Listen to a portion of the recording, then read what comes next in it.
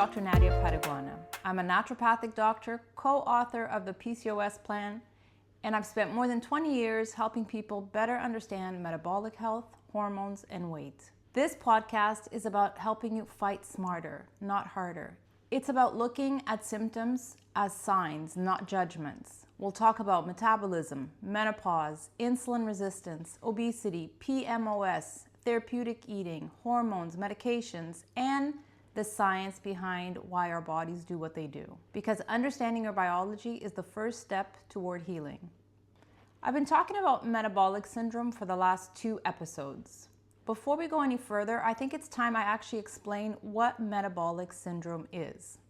You may have heard the term, but very few people have ever had it properly explained. And even fewer people really understand what metabolic syndrome is or what it means. Some people think metabolic syndrome is a disease. It isn't. Others think it's just another name for obesity. It isn't. Many people have never even heard the term at all. So let's start there. What does metabolic mean?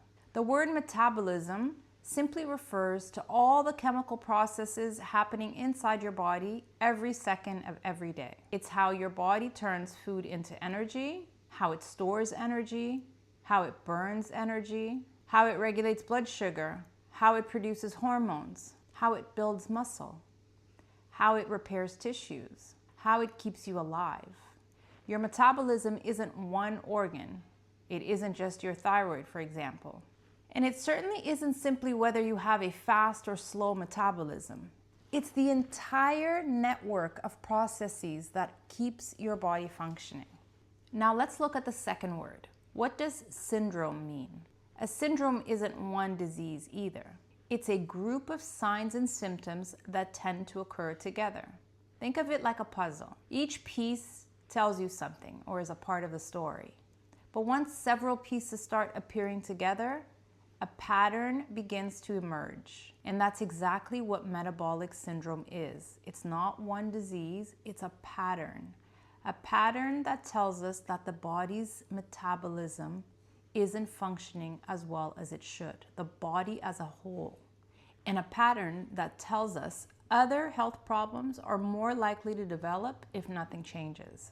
Over the years, medicine has given these different little puzzle pieces different names. And because they have different names, we often think they're unrelated, but they aren't. They have something in common. They are all different expressions of metabolic dysfunction. Different ways the same underlying problem can show itself. Let's look at some of these expressions. High blood pressure, prediabetes, type 2 diabetes, fatty liver, high triglycerides, low HDL, weight gain, particularly around the abdomen, PCOS, or what is now called PMOS, sleep apnea, gout, chronic inflammation, heart disease, infertility, and many of the metabolic changes that become much more apparent during menopause. At first, these all look like completely different medical conditions, treated by different doctors at different clinics, with different medications, affecting different organs. But what if they weren't as separate as we once thought? What if they were actually connected? That's how I want you to think about metabolic syndrome. Not as lots of separate diseases, but as lots of different expressions of the same underlying metabolic dysfunction. This is one of the reasons why I've changed how I describe what I do. Years ago, I might have said something like, I help people with obesity, or diabetes, or PCOS, or menopause, or hypertension. Now, I simply say, hi, I'm Dr. Nadia, and I help people improve their metabolic health through therapeutic eating. Because I'm not just interested in one expression. I'm interested in the whole pattern. Now, does every person with metabolic syndrome have or will develop every one of those conditions? No, absolutely not. Because metabolic syndrome is complex. It's multifactorial. Genetics play a role. Our environment plays a role. Stress plays a role. Sleep, physical activity, nutrition, hormones, menopause, medications, and age. Even where we live and how we live. All of these interact with one another. Some people develop 5 or even 6 expressions. Others only develop 2. Some people haven't developed obvious symptoms yet, but that doesn't necessarily mean everything is working perfectly. And this is where things become exciting, because there is a pattern. And if we learn to recognize that pattern early, we don't have to wait. We don't have to wait until someone develops diabetes or has a heart attack, or progresses to advanced fatty liver disease, or develops severe sleep apnea, or reaches the point where they're told they need IVF, or accumulates more and more medications over the years. The earlier we recognize metabolic dysfunction, the earlier we can intervene. And that's one of the most rewarding parts of metabolic health. Now here's something interesting. The current medical definition of metabolic syndrome is based on 5 measurable features. A person is generally diagnosed if they have 3 or more of the following 5. An increased waist circumference, elevated blood pressure, high fasting blood sugar, high triglycerides, or low HDL cholesterol. These criteria are incredibly useful. They allow researchers and clinicians around the world to speak the same language. But here's my concern. What about the person who has severe cravings, food noise, PCOS, fatty liver, weight gain, and insulin resistance, but only has 2 of those 5 criteria? Would I tell them that they're metabolically healthy? No, of course not. To me, the diagnosis is a helpful tool, but not the whole story. Imagine this: you develop high blood pressure. You receive medication. A few years later, your blood sugar begins to rise. Another medication. Then your triglycerides increase. Another medication. Then fatty liver. Then sleep apnea. At some point in that journey, perhaps infertility. Then more weight gain. Every doctor is trying to help. They're treating exactly what they're trained to treat, and that's important. But someone also needs to step back and ask, why are all of these happening in the same person? That's the question experts interested in metabolic syndrome are trying to answer. People often ask me, is metabolic syndrome the same thing as insulin resistance?